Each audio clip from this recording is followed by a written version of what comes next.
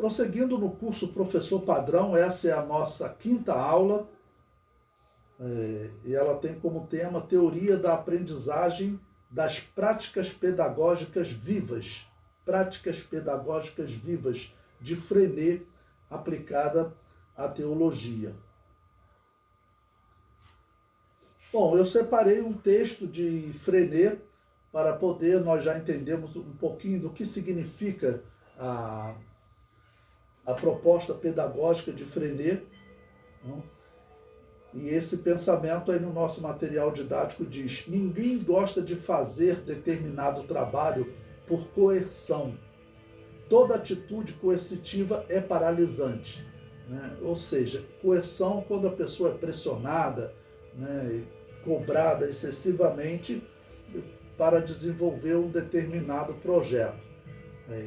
Mas se você chegar para a criança, chegar para o adolescente, para o aluno em geral, e começar a propor que eles participem da prática pedagógica em geral, isso vai ajudar no sentimento que o aluno tem, que o educando tem em relação à educação que ele está recebendo. Assim, Freinet coloca, ele terá a educação como algo que é da sua vida, porque ele está participando da construção dessa proposta educativa. Celestin Freinet, que viveu de 1896 a 1966, foi um educador francês cujas propostas educacionais influenciaram a Europa e até os dias atuais é muito respeitado. Até hoje, na Europa, os métodos de Freinet são muito utilizados. A história diz que no Brasil um pouco menos. Mesmo assim, nós encontramos estudos feitos em faculdades, em graduandos, em mestrando, sempre falando sobre Freinet. Então, claro, ele é conhecido no Brasil, ele só não é tão divulgado quanto na Europa. Eu tirei também um trecho de um livro que exatamente trata sobre Freinet, de autoria de Sampaio. Esse livro é um livro interessante para vocês.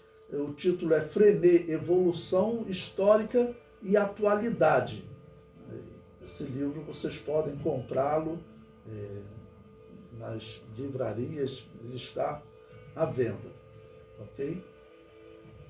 E esse pensamento de Sampaio diz: a pedagogia Freinet surgiu para atender à necessidade vital da criança, chegar ao seu pleno desabrochar como um indivíduo autônomo, um ser social responsável, codetentor e coedificador de uma cultura. Então, quando ele define aqui que Freinet surgiu para atender à necessidade vital da criança, porque a proposta dele será envolver a criança na educação, ele que vai criar o que nós chamamos hoje de trabalho de campo na pedagogia, com as crianças. Ele começou a fazer aulas, passeios.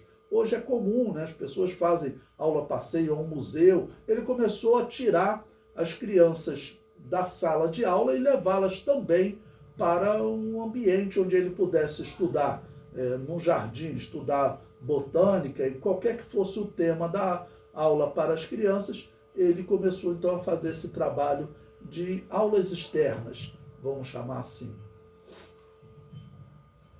Número 1 do material didático, Freinet e o objetivo da atividade. Freinet defende que o aluno deve entender o objetivo da atividade. Eu cito como exemplo, por exemplo, determinadas equações que nós estudávamos no ensino fundamental, no ensino médio. A equação do segundo grau, por exemplo, seria bom que os professores explicassem qual a razão, o propósito, qual o objetivo, aquela equação pode levar a quê? Nós temos, por exemplo, as equações de Newton, que os cientistas americanos, os astrônomos, utilizaram quando foram começar a enviar os seus satélites para o espaço, segundo o que eles falam, até chegar à Lua. O comentário ainda diz: o mestre deve mostrar ao aluno o ponto final do caminho que se percorre durante a atividade, vislumbrar o alvo final. Isso, para uma criança, é importante também. Ela tem que ver o final, o caminho final, aonde ela vai chegar se ela realmente participar e assimilar bem toda a educação que está sendo proposta para ela, né? Então, isso é fundamental. Significa você exatamente mostrar à criança o objetivo, o que ela será com a educação, né? Isso tanto no âmbito profissional quanto no âmbito da relação social com o seu vizinho, com seus familiares, até na criação de seus filhos. Então, mostrar o objetivo, o ponto final a ser alcançado. Era um dos pontos que Frenet destacava na sua educação, na sua proposta de pedagogia.